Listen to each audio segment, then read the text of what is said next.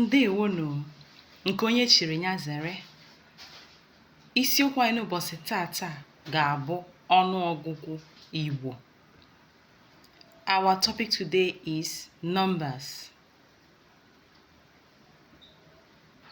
Gịnị bụ ọnụọgụgụ? Ọnụọgụgụ bụ ihe eji ezipụta ole ihe dị. What is numbers?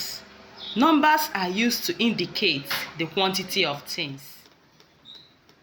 N'ụbọchị taa, anyị ga-agụ bido n'efu wee ruo na 20. In our today's class, we'll count from 0 to 20. Ugbu a, ka anyị ga-enu ntị n'ịrụ ngụpụta ọnụọgụgụ ndị a. 0, efu. 1, otu. 2, abụọ. 3, atọ. 4, anọ. 5, ise. 6, isii. 7, asaa. 8, asatọ. 9, iteghete maọbụ itoolu. 10, iri. 11, iri na otu. 12, iri na abụọ. 13, iri na atọ. 14, iri na anọ.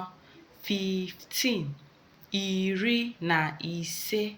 16, iri na isii. 17, iri na asaa.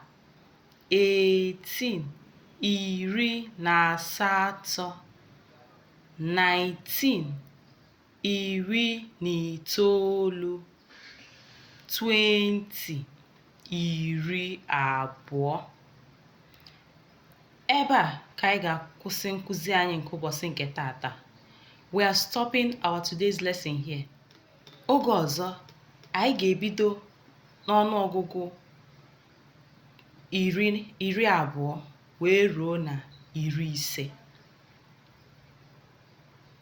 In our next class, we'll start counting from 20 to 50. Please remember, like, share, comment, subscribe in our channel. Thank you.